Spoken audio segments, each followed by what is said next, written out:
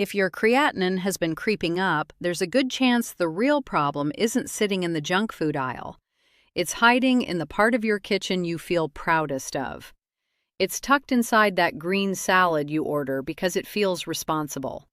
It's blended into the smoothie you drink because someone online swore it was cleansing.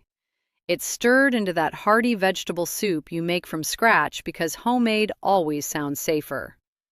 And that's exactly what makes this so tricky, because these foods carry a health halo. Nobody warns you about the salad. Nobody puts a caution label on the spinach. So when your kidney numbers start slipping, you keep eating the very things you believe are protecting you, and you never suspect a thing. I'm going to walk you through 5 so-called healthy vegetables that may be quietly raising the burden on struggling kidneys, and then I'm going to give you 4 gentler swaps that can let you keep eating well without punishing your body. And I promise you, the very first one on this list is probably in your refrigerator right now, wearing a reputation it hasn't fully earned.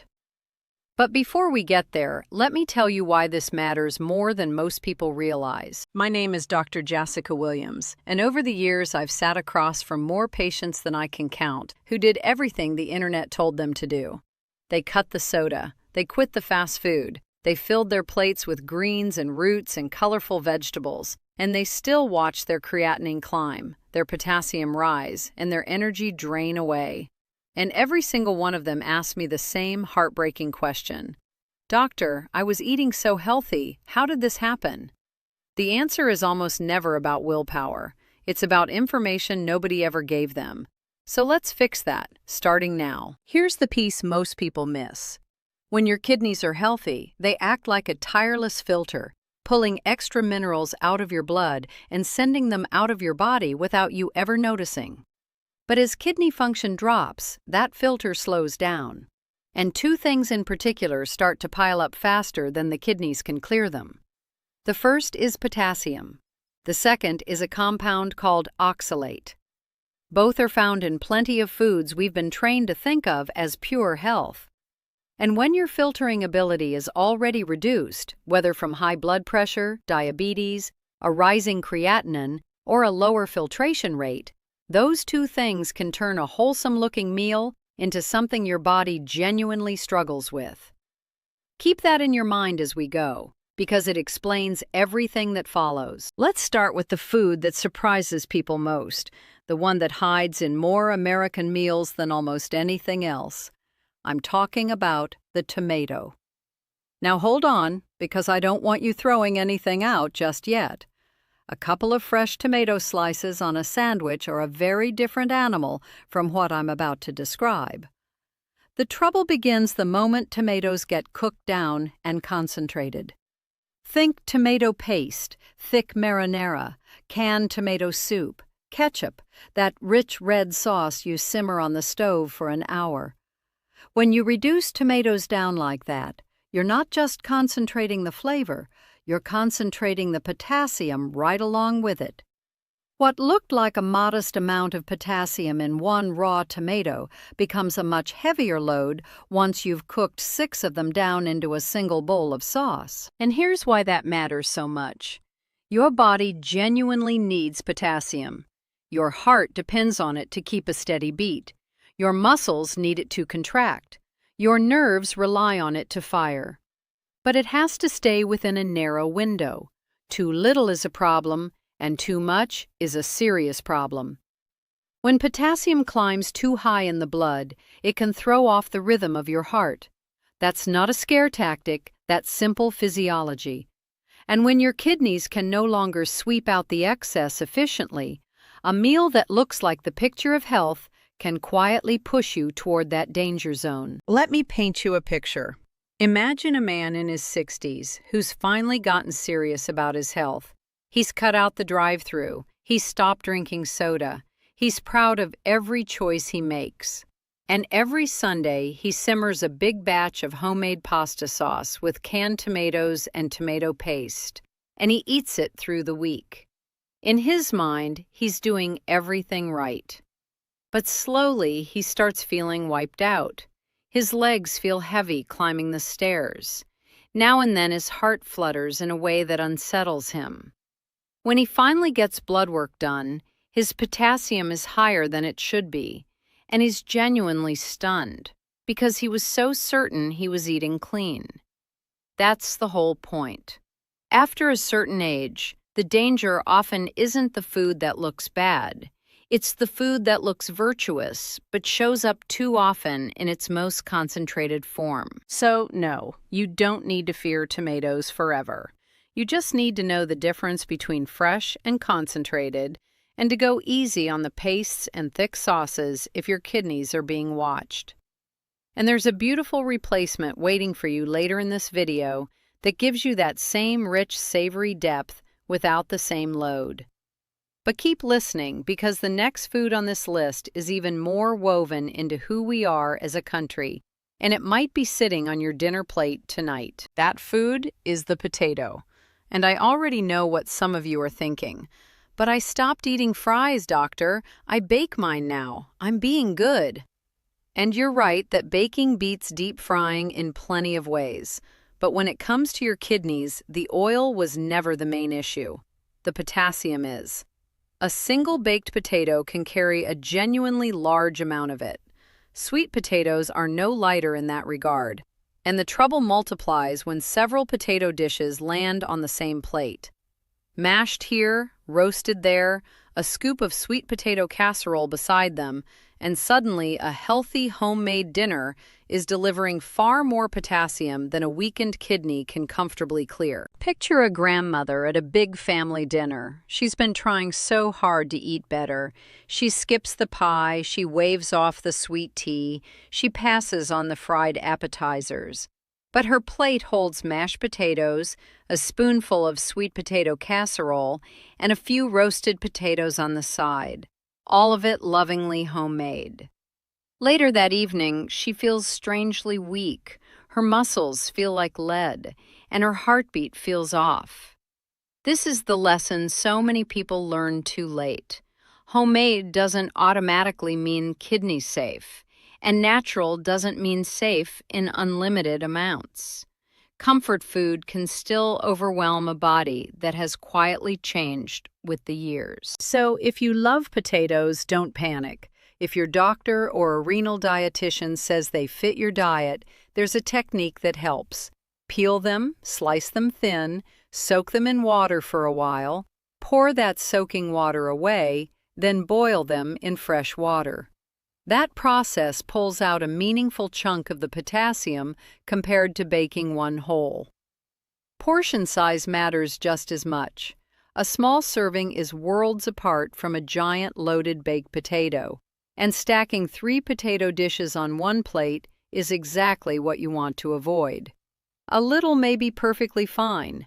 Too much of a good thing is still too much, and your kidneys feel every bit of that difference. Now, the third food genuinely catches people off guard because it wears the shiniest health reputation of them all. People drink it for energy. They take it for circulation. They call it a detox miracle. I'm talking about beets. That deep crimson color makes them look like pure healing in a vegetable. And for many healthy people, beets can be a fine addition to the diet. But if your kidneys are already under strain, beets deserve real caution, and not only for potassium. The bigger concern here is oxalate. Remember that compound I mentioned at the start? Beets are loaded with it. Oxalate can bind with calcium in the body and form crystals. And for anyone prone to a certain kind of kidney stone, or anyone whose kidneys are already working overtime, that's a burden you don't want to add. But here's where people get caught. A few bites of roasted beet aren't usually the villain. The real trap is the concentrated forms. Beet juice, beet powder, those little beet shots, the daily beet-heavy smoothie. When you juice beets, you can swallow the equivalent of a pile of beets you would never actually sit down and chew in one sitting. That's how a healthy drink becomes a heavy load on the kidneys in disguise. Think of your kidneys like a coffee filter. When it's brand new, liquid flows right through. But when that filter is old and partly clogged, forcing thick, concentrated liquid through it again and again just makes the whole job harder. That's what these concentrated juices and powders can feel like to tired kidneys. And the cruelest part is that people reach for these things out of hope. Picture a man in his late 60s with rising creatinine and high blood pressure who sees beet juice praised online. He wants to do something natural, something proactive. So every morning he drinks it, feeling proud, believing he's cleansing his body. Weeks pass, and instead of feeling better, he's more tired, his legs cramp, and his lab numbers head the wrong direction. What works for a 25-year-old athlete with powerful kidneys is not the same prescription for an older body with slower filtration. So be genuinely skeptical of detox trends. If you enjoy beets and your doctor approves, a small roasted portion is the gentler route. But daily beet juice or beet powder, without professional guidance, may simply be handing your kidneys more work. And that brings me to the fourth vegetable, the one that fools people most of all, because it's green, and we've all been taught that green automatically means go. That vegetable is spinach. It goes in salads, it disappears into smoothies, it gets folded into omelets and soups and wraps, and so many older adults eat it daily, believing it's pure iron and vitamins and anti-aging power. And to be fair, for many healthy people, spinach is genuinely nutritious. But if you have kidney concerns, spinach deserves a serious pause, because it manages to be high in both of the things we've been discussing. It's high in potassium, and it's extremely high in oxalate.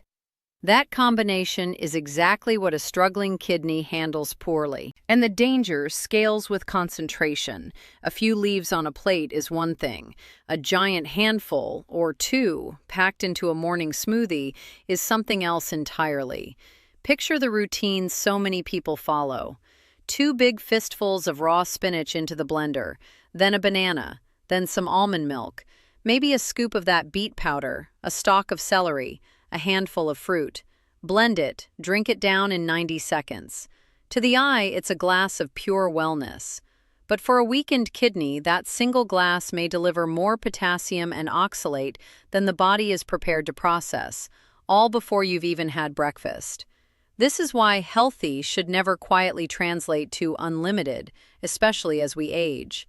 A food can be genuinely nutritious and still be too much when it's eaten too often, in portions too large, in a form too concentrated. So be cautious with daily spinach smoothies. Be careful pairing spinach with other high-potassium foods like potatoes and banana and tomato sauce. And if you've ever had a calcium oxalate stone, ask your doctor directly whether spinach should be limited. Now, after all of that, I can practically hear you asking, Dr. Michelle, what on earth is left for me to eat? And I completely understand that feeling. Nobody wants to sit at their own dinner table feeling like the whole plate is off limits. So take a breath, because this is the part that changes everything. The goal was never to steal the joy from your meals. It's to make smarter swaps, because the right replacement lets you feel full, satisfied, and genuinely safer without making your kidneys labor over every bite. And the first swap is one of the most underrated vegetables in the entire produce section. That first better choice is cauliflower. It's humble, it's plain, nobody's bragging about it at the grocery store. But for kidney-friendly eating, cauliflower is quietly brilliant.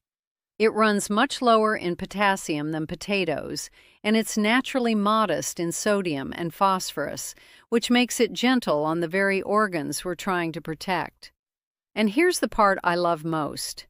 It can stand in for the single most comforting food on the American table, mashed potatoes.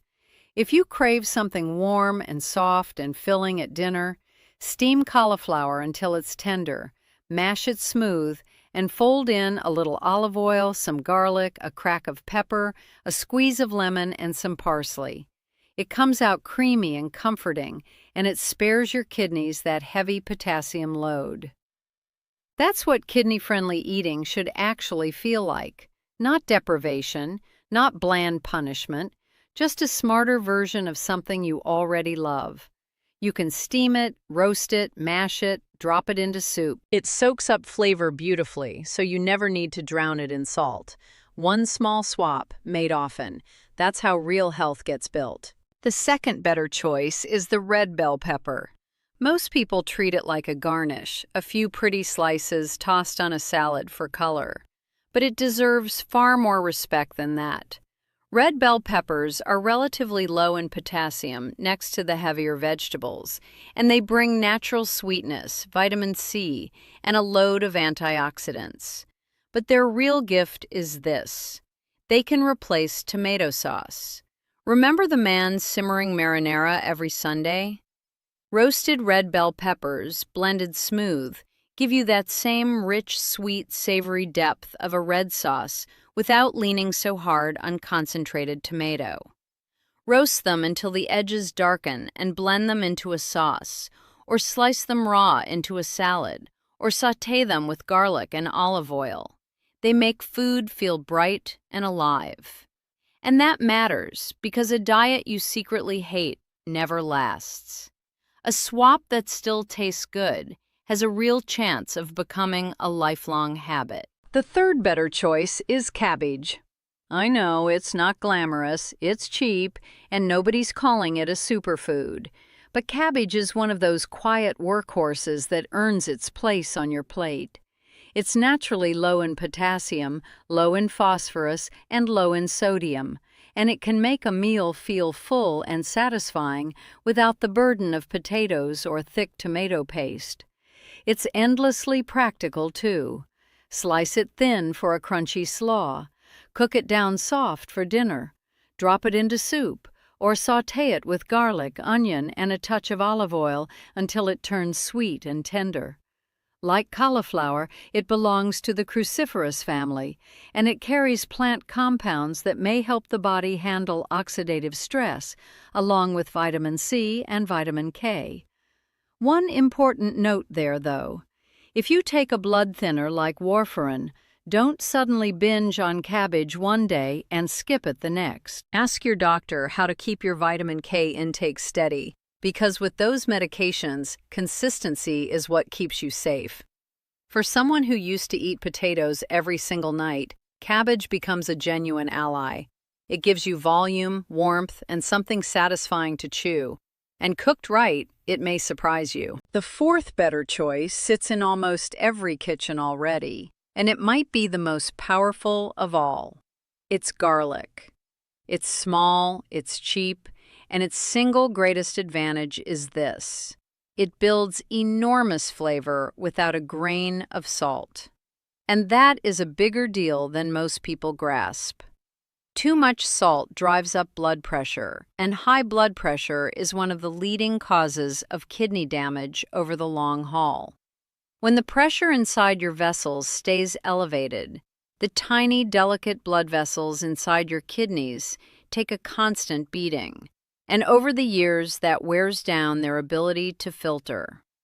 So every time you cut salt while keeping your food genuinely enjoyable, you're protecting your heart and your kidneys at the same time. That's where garlic shines. When you crush or chop it fresh, natural sulfur compounds wake up, which is exactly why it smells so bold. And the everyday benefit is simple. Garlic makes healthier food taste good enough that you'll actually keep eating it.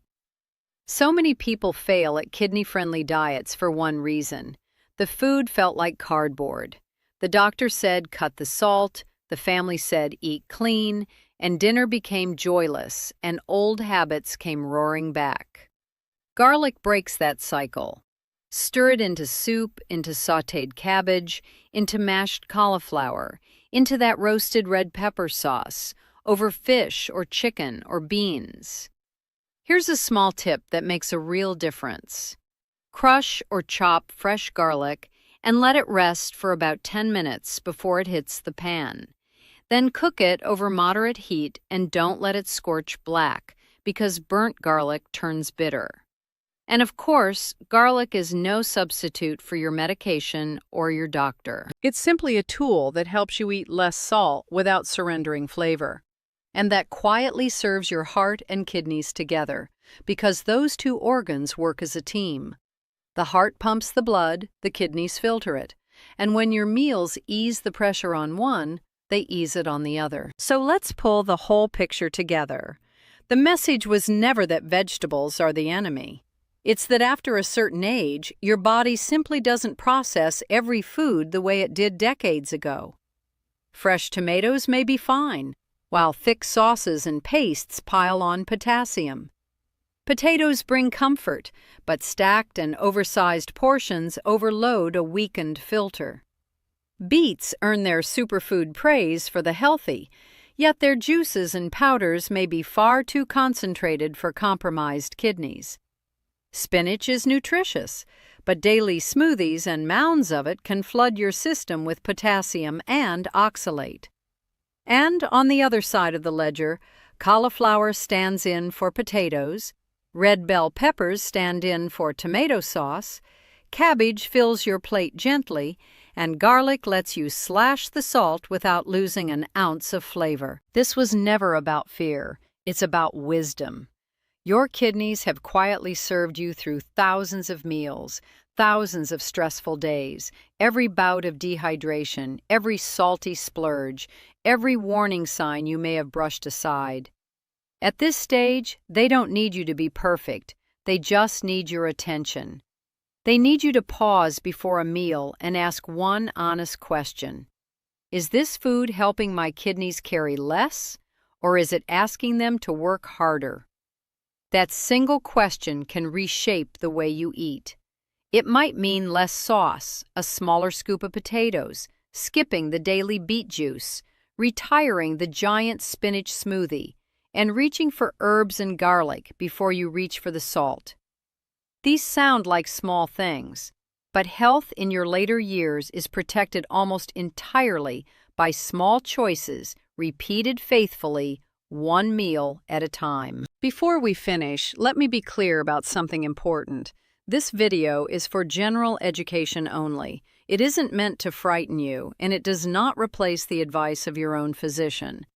If you have kidney disease, high blood pressure, diabetes, kidney stones, elevated potassium, or if a doctor has ever told you to keep an eye on your creatinine, your filtration rate, your phosphorus, or your sodium, please talk with your doctor or a qualified renal dietitian before making any major change to your diet. Every body is different. A food that helps one person may need real caution for another. Taking charge of your health has never meant following advice blindly. It means listening to your body, asking sharper questions, and getting professional guidance when you need it. And remember this, growing older does not mean your body has stopped improving. It can still adapt, it can still respond, it can still reward every kinder choice you make for it. You don't have to overhaul your entire life tonight. Just start with one better meal, one gentler habit, one thoughtful decision for the kidneys, the heart, and the body that has carried you faithfully through all these years. The choice is still and always in your hands.